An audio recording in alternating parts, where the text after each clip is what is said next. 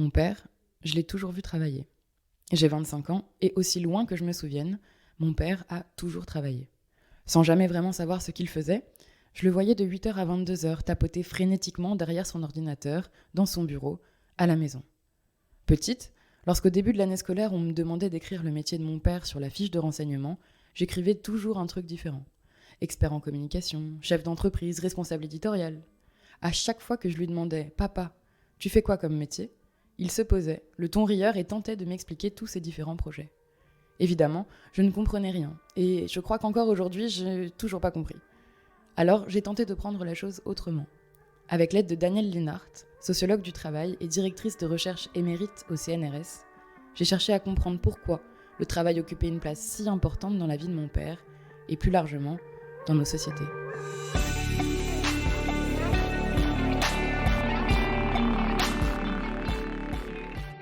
Mon père se fout du travail. Un podcast d'Adèle Lalou pour Friction.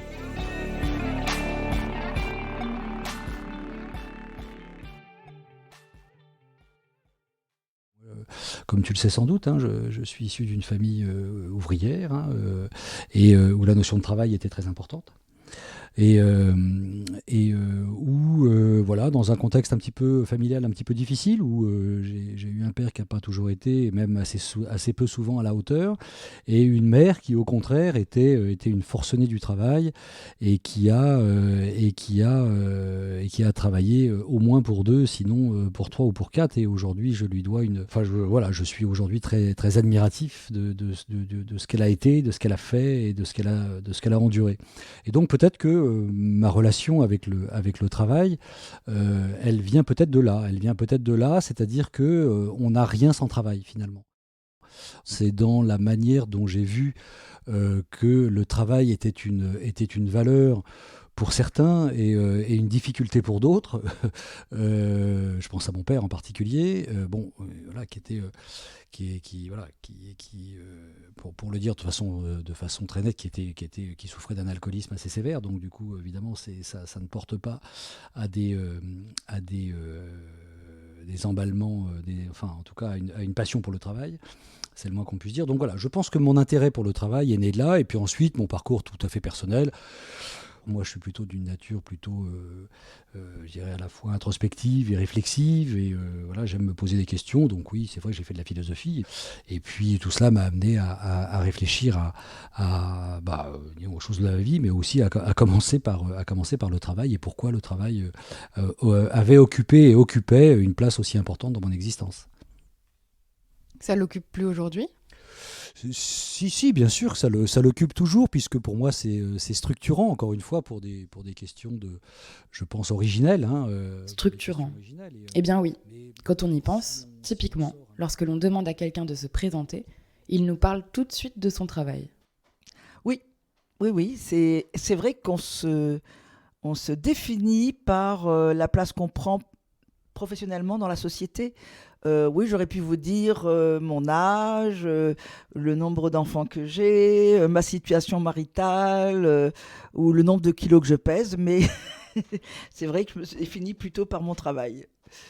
De travailler, c'est effectivement prendre pied de façon citoyenne dans la société en répondant aux besoins d'autrui, en coopérant avec d'autres pour satisfaire le besoin d'autrui. Donc c'est quelque chose qui vous donne un sentiment de légitimité, de citoyenneté. Et c'est pour ça que les femmes se sont à un moment donné portées très nombreuses sur le marché du travail pour sortir de la vie domestique et privée et avoir le sentiment d'être dans la vraie société et d'être utile. C'est pas forcément, le travail ne remplit pas forcément la fonction strictement, exclusivement économique. Le travail, il peut avoir une fonction économique, il peut avoir une fonction sociale, le fait de se retrouver avec d'autres, de partager des expériences communes, et il peut avoir aussi, ce qui est mon cas, je pense beaucoup, une fonction existentielle, c'est-à-dire je me réalise ou je me suis réalisé à travers l'expérience du travail, l'expérience de l'effort, l'expérience de la fierté, l'expérience de la réalisation dont on peut tirer une certaine fierté. Voilà, c'est tout ça aussi le travail. Donc de quoi l'on parle quand on parle de travail et quand on parle de sens. Pour moi, le sens du travail, je dirais que de façon très narcissique, le travail, c'est moi. Alors, qu'est-ce qui veut dire par là, le travail, c'est moi ? Je suis la conscience du travail. Alors, oui, le travail me fait exister. C'est peut-être ça qu'il veut dire quand il dit le travail, c'est moi. Ou peut-être il veut dire le travail me fait être moi. Je pense qu'on peut comprendre ça comme ça. Donc, c'est tout ce qu'on évoquait tout à l'heure, cette idée de ça me légitime, ça me donne une valeur aussi, hein, une valeur au sens économique du terme, parce qu'il a été payé pour son travail, donc il a une valeur à la fois économique, symbolique, et puis il y a aussi, il dit que c'est narcissique, mais je trouve que c'est aussi très... il y a une espèce de pudeur et de modestie derrière ça, parce que le travail ne renvoie pas à l'intimité, à la vie très personnelle. Il y a un côté héroïque dans le travail. Mais oui, il y a beaucoup de côtés héroïques dans le travail. Par exemple, les sidérurgistes, les mineurs mettent en avant la dureté, la difficulté. Nous, c'est dur, mais on l'accepte. Les mineurs disent, on sait qu'on vit pas longtemps, mais voilà. Et votre papa, alors c'est très drôle, le travail, c'est moi. Même au niveau étymologique, c'est curieux. Parce que on pourrait se dire, il s'est un peu trompé, mais on a vu dans la phrase précédente qu'elle était parfaitement elle était parfaite grammaticalement, etc. Donc, finir sur le travail, c'est moi, c'est un message qui étonne, voilà, qu'on n'est pas prêt d'oublier. Le sens du travail, c'est moi, c'est ma réalisation personnelle. Voilà, donc j'entends très bien qu'on puisse se dire oui, mais si je travaille dans une entreprise, c'est quel est le sens qu'a mon travail au quotidien. Je comprends aussi cette question, mais moi, en tout cas, à titre personnel, puisque je crois que c'est le sens de notre discussion, ce n'est pas mon expérience existentielle. Et c'est peut-être d'ailleurs pour cette raison que j'ai été très peu salarié dans ma vie. Moi, j'ai été 4 ans salarié dans ma vie. Voilà. Confronté, de toute façon, je dirais à la fois à la solitude du travail ou au travail en tant qu'entrepreneur dans des petites structures, le travail, évidemment, a toujours occupé une place complètement centrale, parfois même un peu dévorante, j'en conviens. Mais finalement, quand le sens du travail se confond avec le moi, on trouve ça quasiment naturel, évidemment.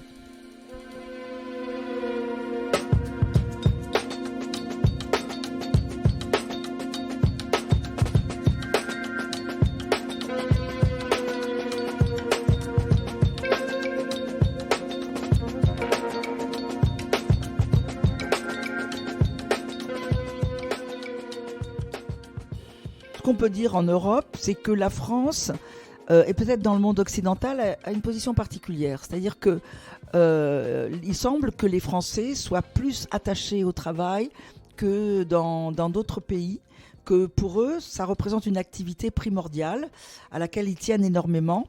Et par contre, et ça va de pair, c'est une activité qui les déçoit énormément, dont ils se sentent plus frustrés que les autres parce que, évidemment, leurs attentes sont plus élevées. Donc il y a ça, et puis il y a un sociologue qui s'appelle Philippe Diribarne, qui a beaucoup étudié justement le rapport au travail en France et l'a comparé à d'autres rapports au travail sur différents continents, et qui caractérise les Français par le fait qu'ils mettent leur honneur dans le travail. Le Français, dit Philippe Diribarne, souffrira du fait de savoir qu'il pourrait faire mieux et qu'il est obligé de faire moins bien parce qu'il doit obéir à son supérieur hiérarchique. Et donc, il aura une sorte de sentiment de violence à l'encontre du sentiment d'honneur qu'il dépose dans le travail. Par exemple, en France, on dit « je suis médecin ». Et par exemple, en anglais, on dirait « I'm a doctor », pas « I'm doctor », « I am a doctor ». Et en allemand, je crois que c'est la même chose. « Ich bin ein Arbeiter », je suis un travailleur, je suis ouvrier. Le français s'identifie plus à son travail que dans les autres pays et voilà, ne fait qu'un avec son travail.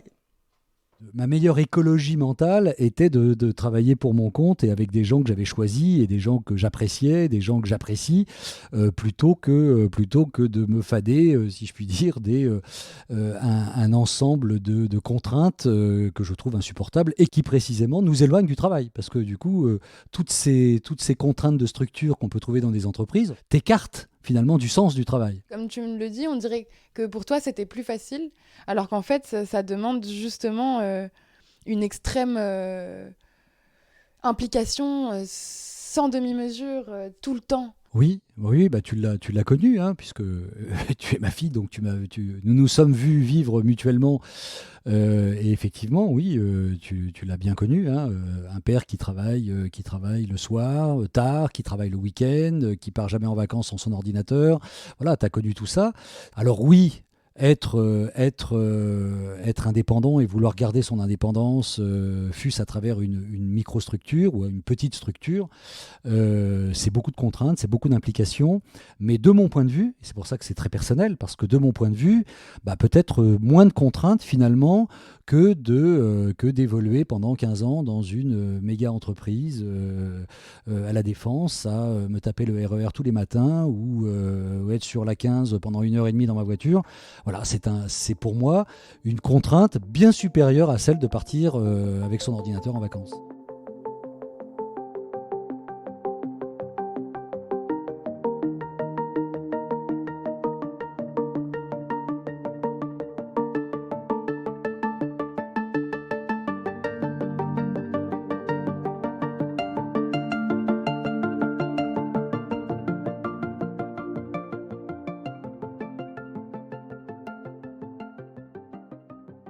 On parle pas mal de valeur travail, donc j'ai trouvé la définition sur Internet.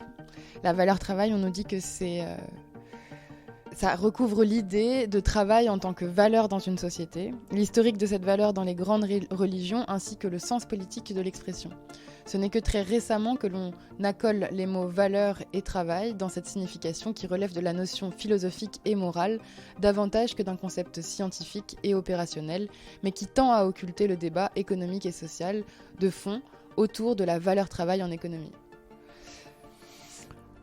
Oui, enfin, écoute, ta définition est un petit peu longue, sans doute pour que j'ai tout retenu d'une seule fois. Mais enfin, il y a valeur et valeur.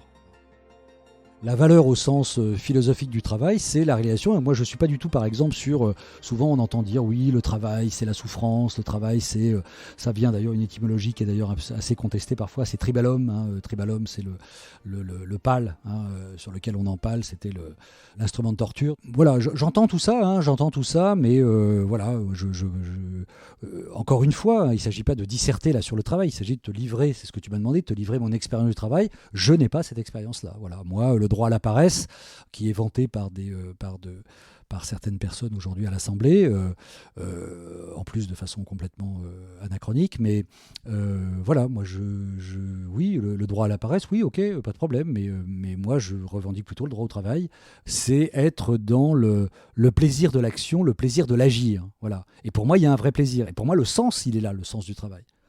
Oui, mais là, il y a des propos qui font écho à d'autres propos. Par exemple, quand Freud dit que le travail est très réparateur pour les gens qui ont des troubles mentaux parce qu'il confronte au réel, il impose de surmonter des difficultés qui sont nouvelles, donc qui ne sont pas celles qui tournent obsessionnellement dans votre cerveau. C'est ça qui est important, sortir de ces problématiques personnelles, de ce qui vous envahit, de ce qui vous submerge, etc. Et se confronter à d'autres choses, réaliser d'autres choses, c'est quelque chose qui, effectivement, est très porteur de santé mentale et de prise en considération de ce qu'on peut faire.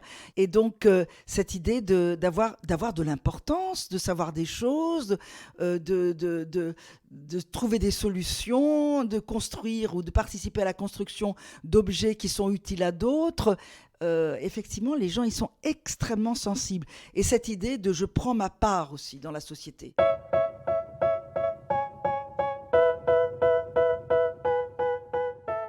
Pour moi, c'est vraiment, c'est plutôt c'est une contrainte. Elle est évidemment positive parce que sans elle, on peut pas se rendre compte que c'est super chouette de rentrer chez soi et d'être en famille.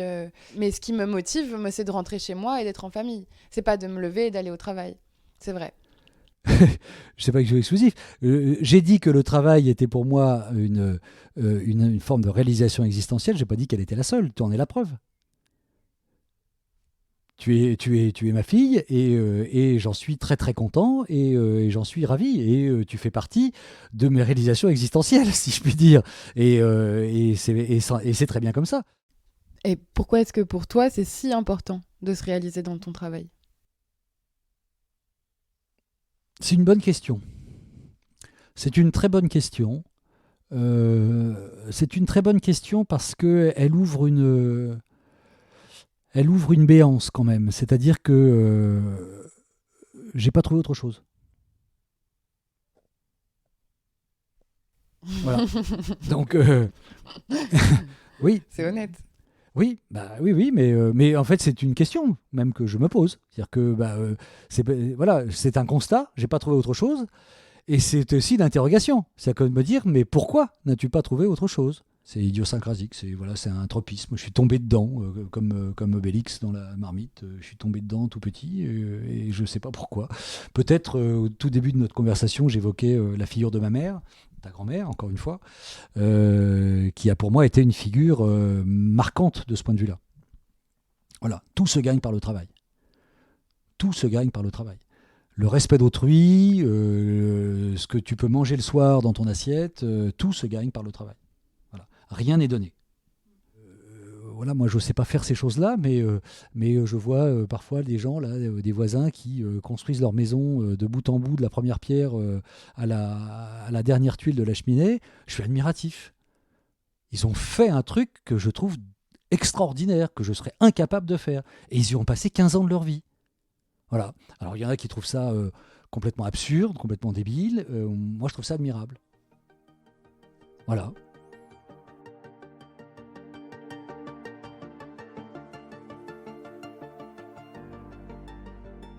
Je crois pas, moi, dans les démiurges. Je crois pas dans les gens qui te disent moi j'ai choisi, moi j'ai fait, moi j'ai voulu, moi j'ai construit. Voilà, il y a un mélange de volonté, bien entendu. On est des êtres de volonté, mais il y a aussi tellement de facteurs externes, d'opportunités, de rencontres, de lieux, de situations qui font que, voilà, je nous trouve, quand je dis nous, c'est les humains ou certains d'entre eux, bien prétentieux quand on dit moi j'ai fait, moi j'ai choisi. En fait, oui, tu as choisi certaines choses, mais dans un cadre qui était déjà relativement construit.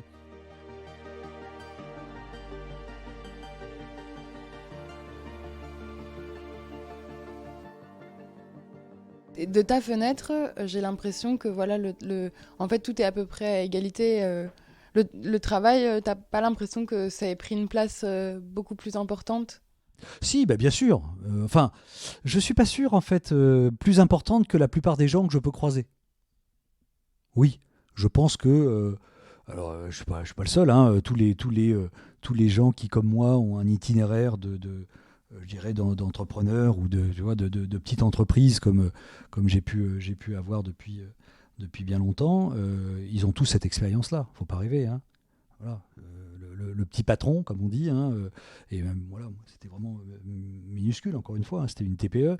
Je veux dire, il a cette expérience d'un travail permanent et continu. Donc dans ce cadre-là, tu choisis pas. C'est vrai que tu te laisses porter par une vague. C'est pas vrai, quoi. Tu choisis pas. Tu dis pas bon, j'ai décidé que non, c'est pas vrai. Moi, j'ai la sensation d'avoir un père très très présent, mais aussi très pris par son travail et stressé. Oui. Oui, parce que parfois c'est stressant, puis parce qu'il y a des moments. Là, en ce moment, là, au jour où a lieu cet entretien, tu le sais, je traverse un moment un peu, voilà, qui est pas très facile. Donc, ça ajoute ça ajoute du stress, voilà. Mais par exemple, moi, j'ai jamais été en burn-out. Là, j'ose le sourcil et je fais l'amour. J'ai jamais été en burn-out. J'ai été fatigué, j'ai été stressé, mais j'ai jamais été en burn-out. Voilà, le burn-out, c'est quelque chose qu'on va retrouver, je pense, beaucoup plus chez les salariés qui subissent des pressions d'autrui, plutôt que chez des indépendants qui, comme moi, se font subir une pression qu'ils s'exercent eux-mêmes. Effectivement, quand il dit on peut être épuisé, on peut être fatigué par le travail, mais c'est surtout dans le salariat qu'on retrouve le burn-out. Je suis assez d'accord. Le burn-out, ça n'est pas une fatigue énorme. C'est à la fois l'épuisement professionnel et l'effondrement personnel. Donc une dimension dépressive et une fatigue qui est de l'ordre des travaux de Sisyphe. Hein. Voilà, même si je me repose, ça va recommencer, donc je vais être fatigué. Tandis que quand on a la maîtrise de son travail, quand on est entrepreneur soi-même, bon, on se dit, bon là, je vais un peu arrêter, je vais limiter, on va ajuster, on va adapter. Mais c'est pas du tout la même chose dans le salariat où on est dans une relation de subordination, ce qui veut dire d'obéissance, donc d'impuissance et de dépendance. Donc il a raison sur ce point-là. Le burn-out, c'est vraiment autre chose que de la fatigue, c'est épuisement et dépression. Quel homme devient-on lorsque l'on n'a plus de travail ou que son travail n'est plus suffisant pour gagner correctement sa vie? Eh bien, on reste le travailleur que l'on est. C'est-à-dire que l'on fait son deuil du travail économique et l'on peut enfin se dévouer à un travail personnel, intellectuel, intellectuel pour ce qui me concerne, mais bon, personnel, peu importe, quelle qu'en soit sa nature, construire sa maison, faire son jardin, voilà. Et on peut faire ce travail avec passion, avec envie, avec implication. On peut apprendre des choses. C'est le moment ou jamais de se dire « Ah, merveilleux, je vais pouvoir travailler. Voilà, là, moi, j'ai 62 ans et je me forme à un langage informatique qui s'appelle Python. Voilà, ça m'excite comme un fou, c'est génial. Voilà, et je peux rester jusqu'à minuit pour faire des exercices de Python parce que je trouve ça génial. Voilà, bah ça c'est génial. Et je travaille. Pour moi, ça c'est du travail. Apprendre en fait. Oui, mais c'est du travail apprendre. Apprendre, c'est travailler.